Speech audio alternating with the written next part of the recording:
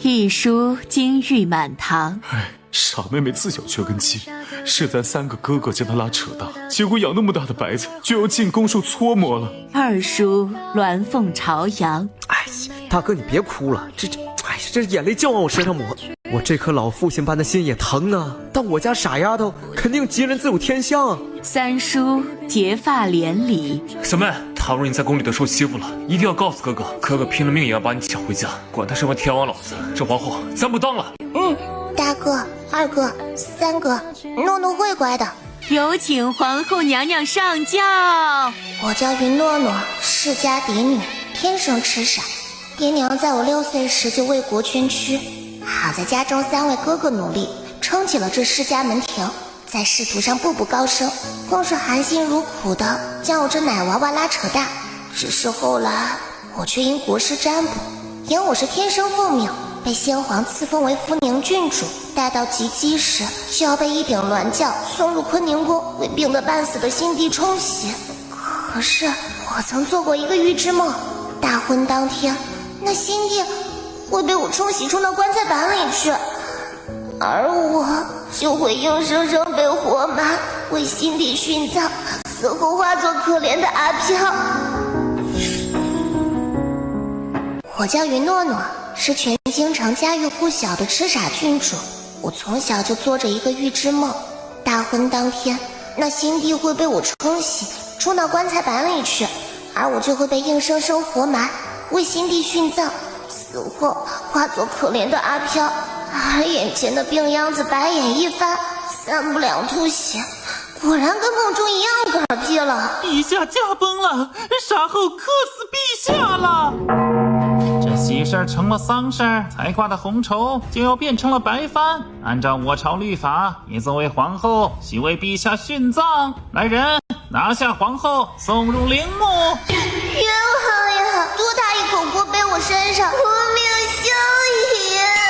才怪呢！我虽是痴儿，琴棋书画样样不精通，可涉及小命的事却是琢磨了个透。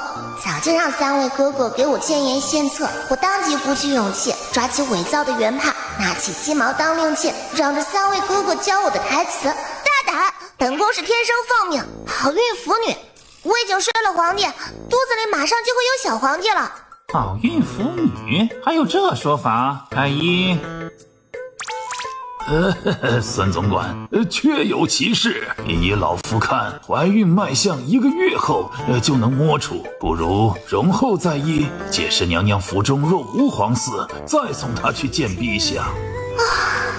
逃过一劫，这下要给肚里的崽找个爹了。按3位哥哥说，得偷摸找皇亲国戚借种，只是借谁的种呢？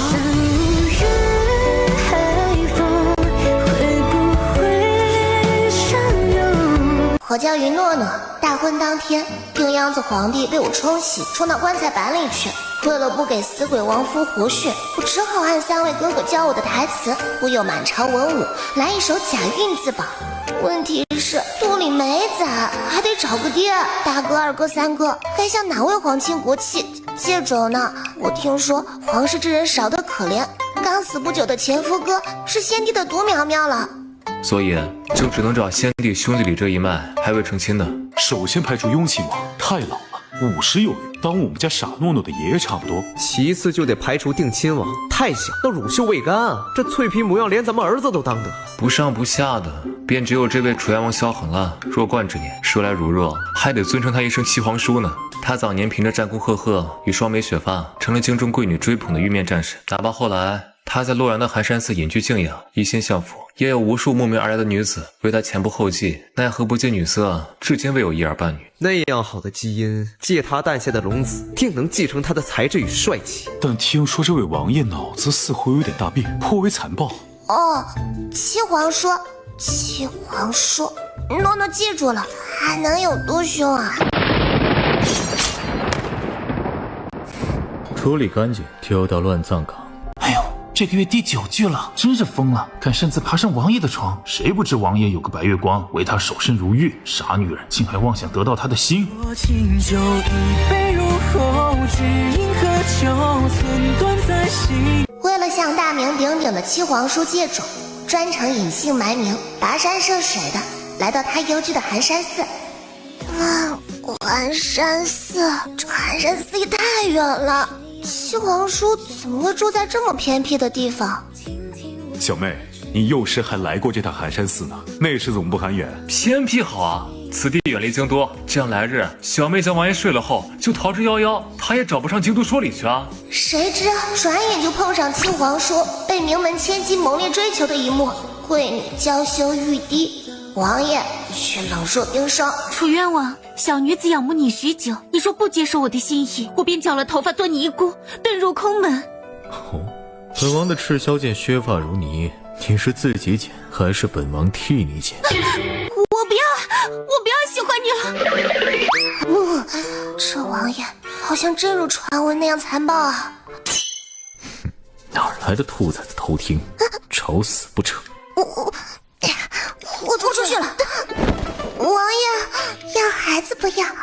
我肤白貌美大长腿，胸也不输其他女子，关键是好生养，一胎2把，妥妥的。我肤白貌美大长腿，胸也不输其他女子，关键是好生养，一胎2把，妥妥的。滚！佛门禁止惜命了就别碰本王。脾气真差呀，傻子给瞎子抛媚眼了。是小傻子，真是傻人有傻福，往常碰了王爷一根手指的都要剁手嘞。往后连续10日，我百般讨好这位冷面王爷，扬言什么亲手做的香囊，亲手做的糕点，是要把这颗心捂热。谁知这颗心非但捂不热，还漏风的紧，还是照单全扔。可惜了这锦绣阁的香囊，1品楼的天高，瞎子王爷一点也不识货。投机取巧还爱扯谎，你这样的傻丫头，本王这辈子都不可能看得上。春寒料峭，还衣着清凉，再有下次，本王扒了你这兔崽子的皮。再这么拖下去不是个办法，软的不行，只能来硬的了。小妹，这熏香令人闻之四肢无法动弹，再凶残嗜血的豺狼也只能变成纸老虎。哼，届时这强扭的瓜他不甜也得甜，任你为所欲为。为所欲为？哼，七皇叔，你完蛋了。那兔崽子倒是2、3天没来烦本王了，本王莫不是太凶了？往常如她那般的女子，皆成了本王的剑下亡魂。本王待她以示仁慈，她知难而退也是应该的。只是本王为何会有些不习惯呢？什么香气？古怪，心里好像有团火在烧。谁在那儿？王爷，管你是一心向佛，还是有龙阳之癖，这回我不信你还对我两眼空空。兔崽子，你要做什么？当然是睡你了。是这么亲的吧？笨死了，亲都不会的傻丫头，还得本王教你。我呀深深在摇晃，最呀最般温柔伤，受了沸腾了好荒唐情到。分手信还有3枚铜板。萧炎，你这样凶残的老男人，我这辈子也看不上。3枚铜板分手费，后会无期，拜拜了你妹！自那夜在寒山寺与楚渊王生米煮成熟饭后，我便脚底抹油，连夜回宫。待到时机成熟时，就当着文武百官的面宣掌太医。皇后娘娘这是有喜了，恭喜娘娘，贺喜娘娘！瞧这脉象，肚里至少2个宝。还叫皇后？按我朝律法，凭着这腹中龙种，就该改口叫太后了。回禀王爷，那女子自那夜后便销声匿迹，属下还未寻到她的身后，怕是有权贵在替她掩饰行踪。找，就算她在天涯海角，也给本王翻天覆地的找。兔崽子，你最好祈求你能逃远点，这份奇耻大辱，本王此生绝不轻忘。阿切，谁在马害家？不管了，有颜有才有娃，这样光宗耀祖，看谁今后还敢瞧不起我云诺诺。9个月后，我母凭此贵，抱着刚咕咕落地的崽崽们，坐在高位之上，从新寡即将活训的皇后，摇身一变为垂帘听政的太后，身后更是有3位权臣哥哥为我撑腰，万臣朝拜，母仪天下。满朝文武参见太后，太后千岁千岁千岁。哎呦，了不得呀！这娇憨可人的傻丫头才过及笄，就要做史上最年轻的太后喽！我大圣小皇帝萧北北，当今太后的大宝，苦读诗书，只为日夜替母批改奏折，唉，忙得紧。我大圣二皇子萧楠楠，当今太后的二宝，苦练武艺，只为保护弱不禁风的娘，唉，累得慌。我大圣史上最年轻的太后诺诺，在世人眼中，我有2个天才萌宝，还有3个权臣哥哥，纵使天生痴傻，也能母凭子贵，千娇万宠。但其实世人不知道的是，我的傻疾痊愈了，只因旁人是一孕傻3年，我却是傻完开了窍。更不知道的是，我不是1胎2宝，而是1胎3宝，还有个乖乖的小女儿。我大圣小公主萧淘淘，当今太后的3宝，苦练卖萌，只为做娘亲的小棉袄。只可惜我这最宝贝的小女儿遗传了她生父的怪病，不仅天生体寒，患有怪疾，发作时整个人会宛若木浆，且手上还有一道引人注目的胎记，稍有不慎就极有可能暴露生父是何许人也，因而只能藏起这位小公主，对外不宣称她的存在，免得招来那尊活阎王驾到。唉，淘淘的病，整个太医院都束手无策，也不知道以后能不能好。楚冤王回京，闲杂人等退避。若清酒一杯入喉，只因喝酒寸断在心头。王爷，你要去哪儿？进宫述职，顺便会一会那位传闻中垂帘听政的小太后。这就是传说中的楚冤王萧衍吗？德发双眉，金贵如玉。听说他原先战功赫赫，权倾天下，却因身患怪疾而归隐于寒山寺，远离朝堂。后来也不知道是谁惹了这位大人物，他一养好病就下山，如今再次成了执掌一方的枭雄，封为摄政王，与当今太后的势力分庭抗礼。本该井水不犯河水，无诏不入京，为何王爷如今都跑到京都来了？可惜这样的人物身边早有位如花似玉的白月光作陪，那位啊，便是大名鼎鼎的小医仙女佩。本公子可告诉你，这回到京都，本公子可不愿再当你摄政王的挡箭牌了。长得帅了不起啊，烂桃花一茬一茬的，请我遭罪了。 3年来，上至漠北，下至江南，踏破处处不得寻，那么便只剩下这座京城了。走，进宫面圣，顺便会一会那位传闻中垂帘听政的小太后。什么？才过几年好日子，怎么冤家找上门来了？啊，不行，哀家绝不能露馅。就踩了他的鸳鸯嘛，男子汉大丈夫，总不能还记着那一晚吧？有了。遮的这般严严实实，萧衍就算是神仙在世，也算不出我就是当年那围着他团团转的傻姑娘吧。哀家久仰七皇叔大名，不知你为何不在洛阳做那执掌一方的王爷，而是千里迢迢的来这京都？小太后莫怪，本王远赴京都，只为寻一位仇家，待寻到人，便会将他锁在身边，这辈子让他叫天不应，叫地不灵。只是本王如今按照惯例入宫述职，不知娘娘为何隔着珠帘藏头露尾，避本王如蛇蝎？莫非是瞧不起本王？那个哀家浑身起了红疹，抱恙在身，这才怠慢了七皇叔。哎呀，哀家也不想的嘛。哦，当真？传闻这小太后也是个小傻子，生了娃后脑瓜好使，只是这副装乖卖巧的劲儿，倒有些像某人。七皇叔，你要做什么？一时关心则乱，本王一介武夫，倒是吓到小太后了。无妨，希望再见之时，娘娘凤体安康，敢以真面示人。总算是将这尊煞神送走了。哀家心虚个什么劲儿啊？哀家今非昔比，也不是任他拿捏的软柿子，逼得了一时，也逼不了一世。实在不行，就派人做掉他。哼！娘娘，不好了，小公主不见了！什么？还不快找！哪个混账敢在哀家眼皮子底下掳走我女儿？哪儿来的奶娃娃？帅叔叔，从今天开始，你就是淘淘的爹。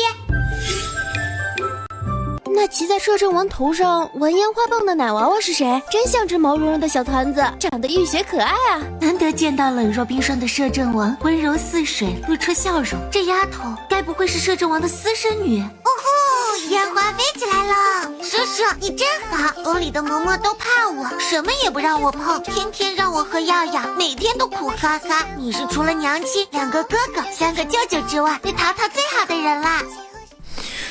一时鬼迷心窍，竟真将这离家出走的奶娃娃带回来，只是为何瞧着他心变化成水似的？奶娃娃，烟花放了，糖糕也吃了，就该告诉本王，你为何随口乱认爹？我娘说过，路见不平先认爹，认了就能白吃白喝。叔叔，淘淘突然好冷，好冷。奶娃娃，速传医仙。王爷，这小丫头并无大碍，只是身上的怪病与胎记却与你一模一样，100%遗传自你。哎呀，想不到你看似清心寡欲，却偷偷有了个3岁半的孩子，真是人设崩塌呀！什么？淘淘是本王的女儿？回禀王爷，都查清楚了，这是卷宗，您看了千万不要动怒啊！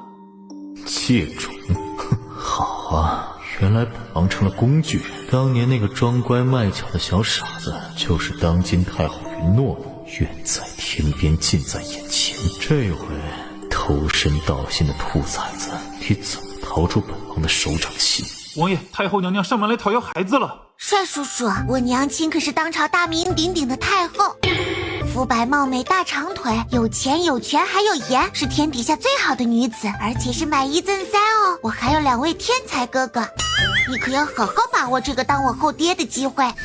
乖小宝，老子是你亲爹，该找你娘算账了。终于找到你了，你怎么能乱跑呢？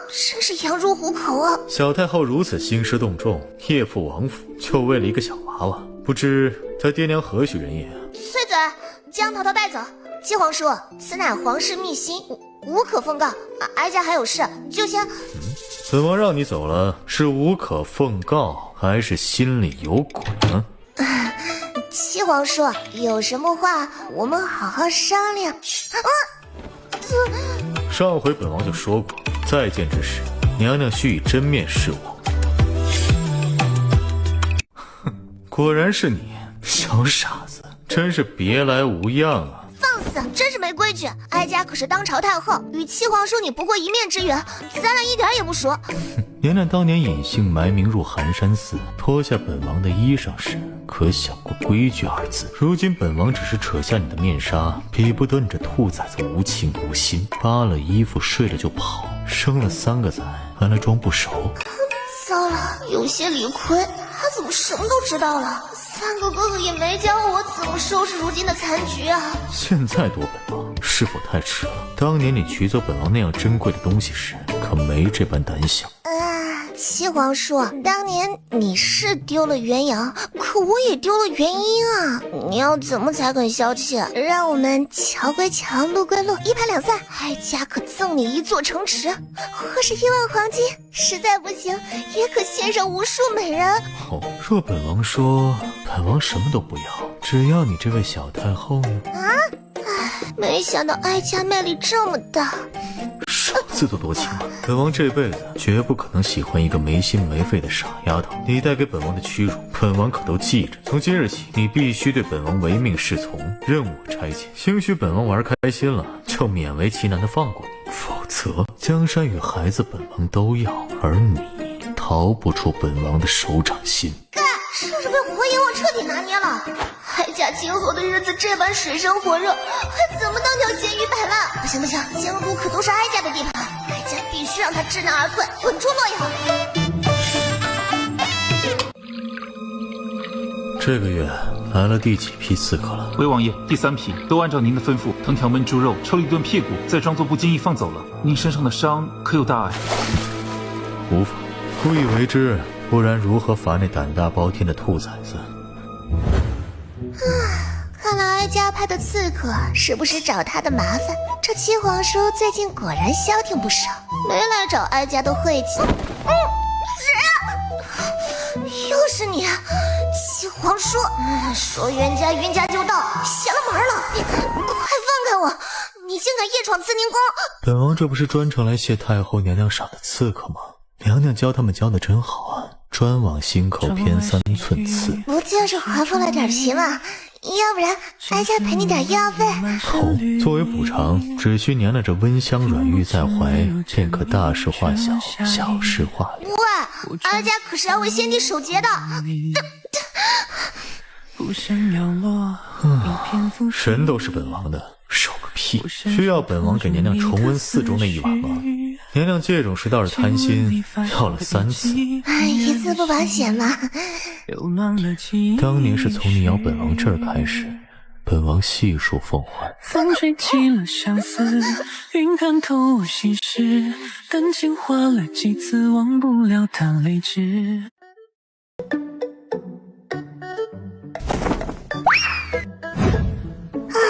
没想到我这点小伎俩，在他眼里是搬起石头砸了自己的脚，招惹了这么一尊活阎王。这水深火热的日子，什么时候才是头啊？横叔他长得倒是挺好看的，比我见过的男人都要赏心悦目，但是嘛，哀家绝不认输。这传闻中的小太后果真杀鸡全狱，捉弄人有一手，竟将本王的血裤偷走了。起初我与这七皇叔人针锋相对，张牙舞爪，可后来却因一个契机暂且认命了。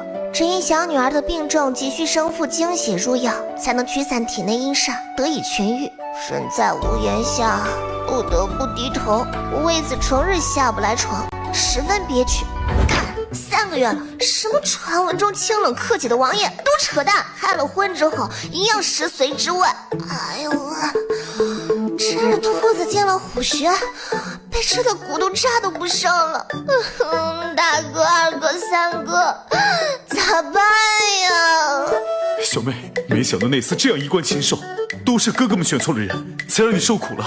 这萧炎手握兵权，自下山以来手段越发狠了，势力是如日中天，怕是要谋朝篡位，坐上95之尊之位啊！现在对小妹留情，那只是暂时的，等将来厌倦了，还是会挨个收拾的。横竖淘淘的病现在好了，小妹不如趁机带孩子们远走高飞。这些年也是委屈了你，将你拘在了深宫，你该恢复自由身，做天地间最自在的女子。至于有什么雷霆之怒，就让哥哥们来承担。可我带着3个萌宝，要怎么才能彻底摆脱他？假死脱身。为了顺利跑路，摆脱七皇叔的手掌心，我与3位哥哥谋划了一出假死脱身大法。而这场戏里不可或缺的，便是七皇叔的白月光。传闻那位小医仙性情清高，宛若高岭之花，眼里熟不得沙子。都有白月光了，吃着碗里的，看着锅里的，真是3心2意的狗男人。我这就修书一封，将白月光诓来，最后来一出2选1，凄美下线。小太后怎么突然要我赴宴？该不会是我男扮女装的事情被发现了？小太后想收我为男主？楚渊王看上的女人，本公子可不敢染指，还是去斩断他对我的痴心妄想吧。等到一棍子打晕那位传闻中的白月光后，好戏终于开场了。摄政王，废话不多说，我给你两个选择，一个是与你在朝堂上针锋相对的太后，一个是你心中无暇的白月光。嘿嘿嘿，2人之中你选谁活下来？我还可以顺便将这三个小娃娃宰了，让你坐稳这龙而已。3岁小孩都知道怎么选，那肯定不可能选我的。马上我就能获得自由了，这太后娘娘我不当了。你若动允诺，本王必要你全族陪葬。至于小医仙，随你处置。得呢，怎么跟我预想的剧情不一样啊？他的意思是选我这死对头，谢了白月光。哦，公子是你们 play 中的一环吗？阳光坠入眼睛，你坠入我心底，还下着许愿，原来你就是那颗流星。你若动允诺，本王必要你全族陪葬。至于小医仙，随你处置。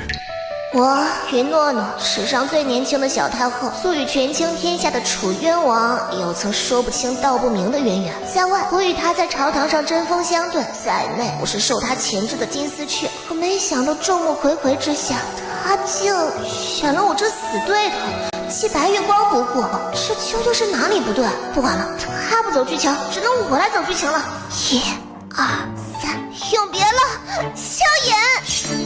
不要！云诺诺，本王允许，绝不可能离开我。萧衍疯了吗？他怎么会跟着我身负深渊？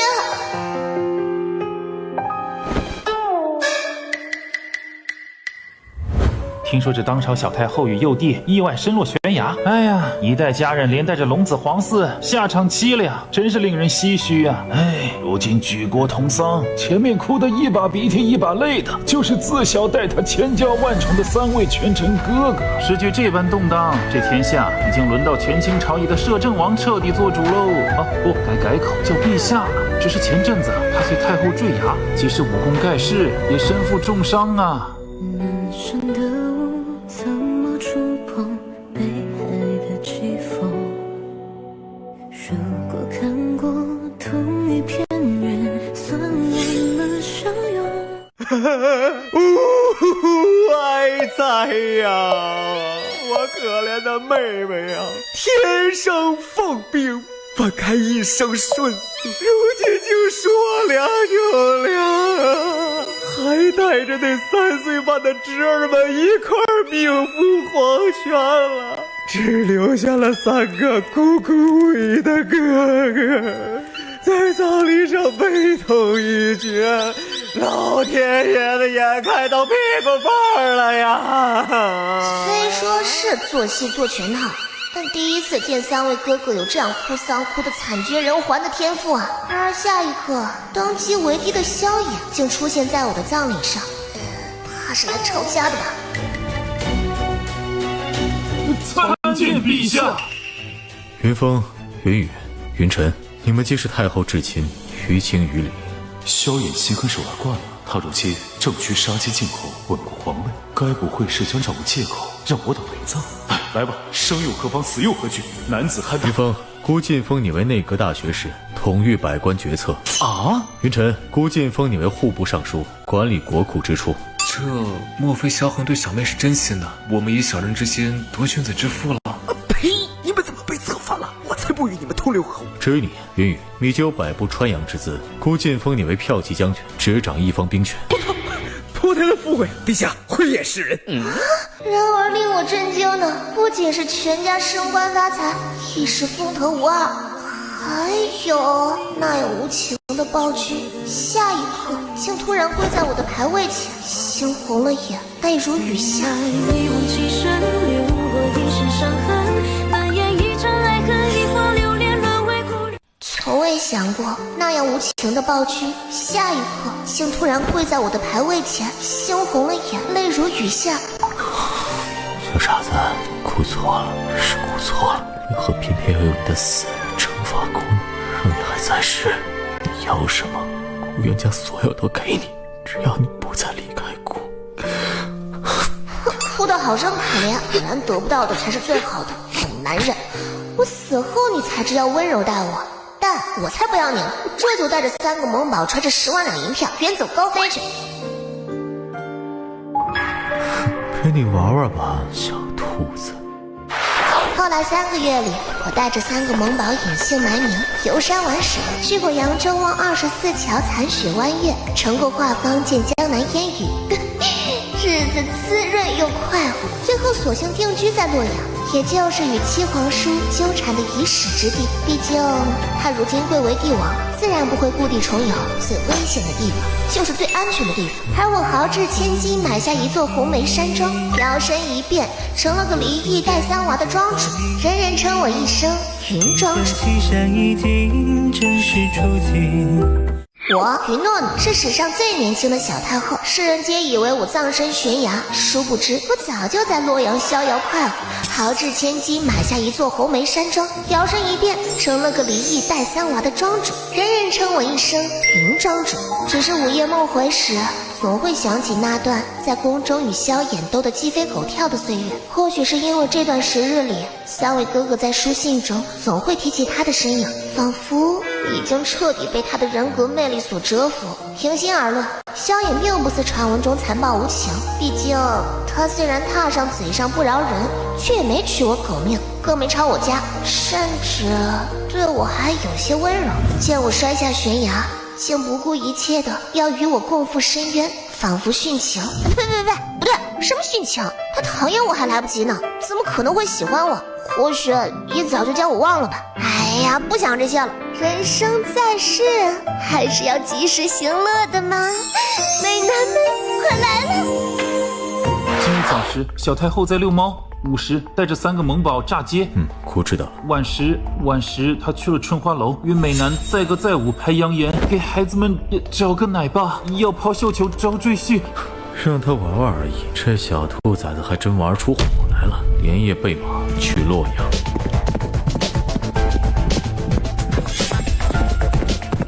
瞧，那位可是洛阳大名鼎鼎的梅花庄庄主云诺儿。虽然离1代3娃，却家财万贯，肤白貌美，大长腿，任谁见了他不为他动心。如今他想抛绣球招赘婿，这上门的人可是踏破门槛了。哎，这位兄台，瞧着你面生，却有几分俊美，这般身姿如竹，说不定能做庄主的入幕之宾。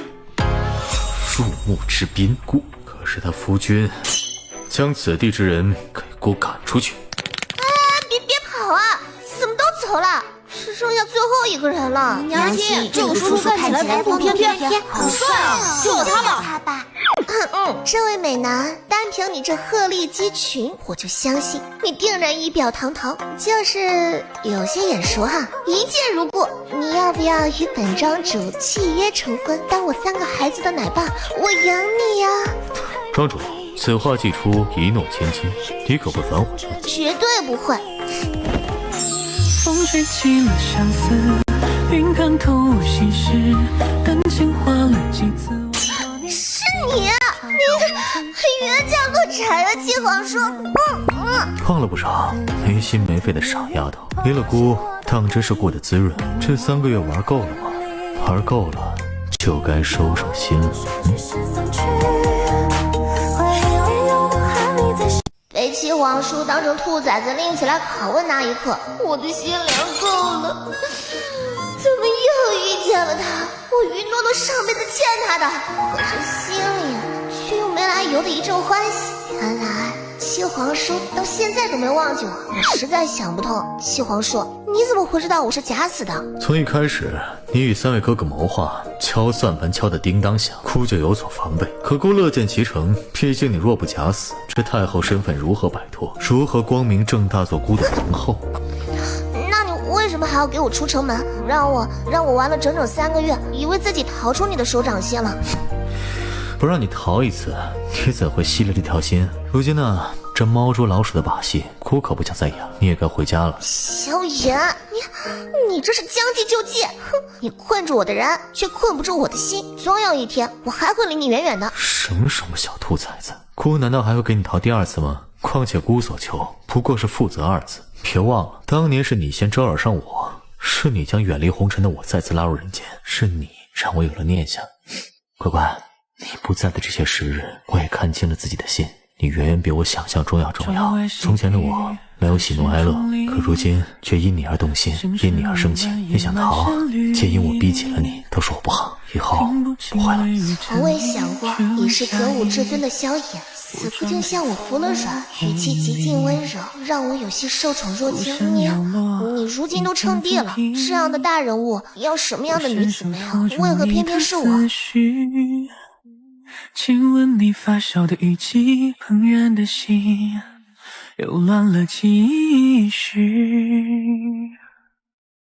我叫萧衍，是大周赫赫有名的战神，手刃无数亡魂，脚踩尸山血海，虽被封为楚渊王，然而因为久经沙场，身上藏有暗伤，建成顽疾，药石难治。在平定江乱后，我便放下俗世权柄，隐居在寒山寺静心养病。期间多少女子曲意逢迎，我皆视而不见。在我看来，我这样只知杀戮、身患怪病的人，世间所有人与物都不能牵动我的情绪。传宗接代的事情皆由手足去做，而我只是和孤独终老，孑然一生。直到那日和风会唱，一个小傻子猝不及防撞进怀里。王爷要孩子不要？滚！佛门禁语，惜命的话就别碰我。我本起杀念，可与他对视时，唯见那双何其纯粹的眼，就这样含羞带怯地望着我。我见惯人世浑浊，一眼看穿，他不过是个不通人情世故的痴儿，便饶他一命。不曾想这一饶，将自己的心也搭了进去。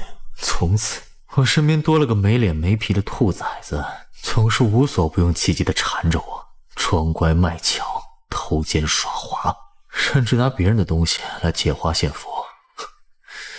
可他呀，也有娇憨之处，比如忽逢暴雨时，他偏要去救寺中的野猫，自己淋了一身雨，远远望着可怜可爱。再比如他总算意识到讨我欢心还需亲力亲为，给我送上抄了好久的佛经，虽然抄错了不少字，但佛祖不会怪罪，怪的只是我动了这颗凡心。可这小傻子后来不仅骗了我的心，还骗了我的身，留下一封分手信扬长而去，让我好生咬牙切齿了整整3年。直到重逢看见他时，什么屈辱什么恨意顿时烟消云散。原来我只是怪他不辞而别，这回哪怕强取豪夺，他也只能是我的。一报还一报，风水轮流转。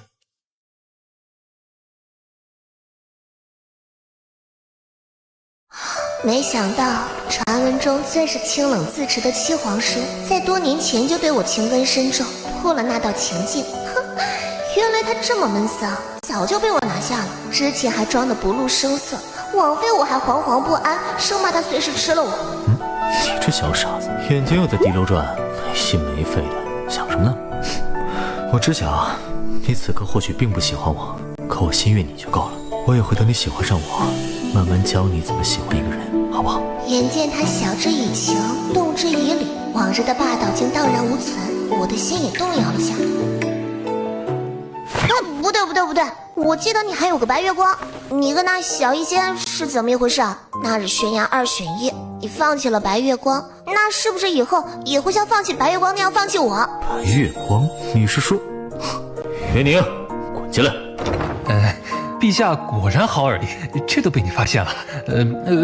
我不是故意偷听墙角的啊，路过。小医仙的声音怎么这么像男的？没错，本公子乃正儿八经的有根人士，只是有些特殊癖好，再加上我本就生得貌美如花，在外还爱保持神秘，鲜少说话，因而外界都猜测本公子是绝世美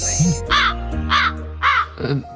云诺诺，你们可别因为我生了嫌隙啊！说白了，我就是他的挡箭牌，这些年给他挡去多少烂桃花啊！让他给你守身如玉了，我是有功而不是有罪啊！说完了就滚出去！乖乖，如今可还有什么藏在心底的疑问？我已经对你推心置腹了，不曾再有隐瞒。但我呢，也不会要求你即刻接受我，我会等，反正你逃不了的。星光坠入眼睛，你坠入我心底。往后的日子里，我思来想去，索性认命吧。毕竟萧炎有权有颜还有钱，还是我第一个男人。如果这辈子一心一意对我，也没什么不好的。最关键的是，我也逃不出偏执皇叔的手掌心，还是当条咸鱼摆烂吧。举家重回京城之时，我却是以皇后的身份驾到。封后当天，举世瞩目，3个哥哥也没想到还有这山路18弯的转折，但他们对萧衍的成见早已消失，所以也乐见我收获一份剪不断理还乱的姻缘。小妹啊，没想到你逃到洛阳也能被逮回来，太后摇身一变成了皇后，真是剪不断理还乱的缘。难道话本里说的这冤家义结的结是结婚呢？不过小妹若是不愿，咱还可以逃婚。大哥、二哥、三哥，这一回我是愿意的。毕竟如今我将他调教好了，老男人会疼人啊。除了床榻上会折腾得我腰酸背痛，但对我却是百依百顺的。兜兜转转还是做回了皇后。算命的说我天生凤鸣，怎么就这么准呢？哭的小皇后当然是天生凤鸣啊！你的男人做主江山，你做主你男人，怎么不算天生凤鸣啊？我做主我的男人，那夫君，我可要在上呢。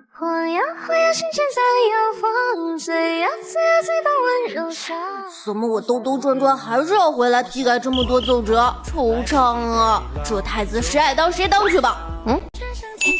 淘淘，来，哥哥教你识字，以后等哥哥将皇位传给你，你就是叱咤风云的女帝了。哇，哥哥真宠我！嘿嘿嘿，坑别人不如坑自家妹妹。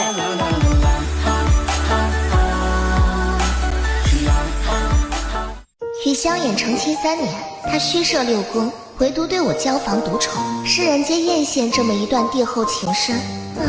唯有我知道，他晚上在榻上是如何磨人，只见我这小兔子柴皮扒骨的吃。从前是我强扭了瓜，如今是他强扭了这瓜，真是风水轮流转啊！好在他还算有点人性，常抛下政务给大儿子，经常带着我游山玩水。这不，现在故地重游，来到寒山寺祈福。陛下这杀伐果断的性子，不是最烦这求神拜佛的把戏。从前是，可姑如今有你，还有3个漏风的小棉袄，有了软肋啊，便希冀上天垂怜，望你们顺遂喜乐。当然，姑也会倾尽全力护你们一世。不用神佛庇佑，我信你，就是我与乖仔们的守护神。哎，瞧，这是平安符。其实我小的时候也来过一趟寒山寺，那会儿在这儿遇到了正要起兵出征的大部队，我便送了为首的将领一张平安符，那还是我花了3个铜板买的呢。啊，平安符？莫非你是？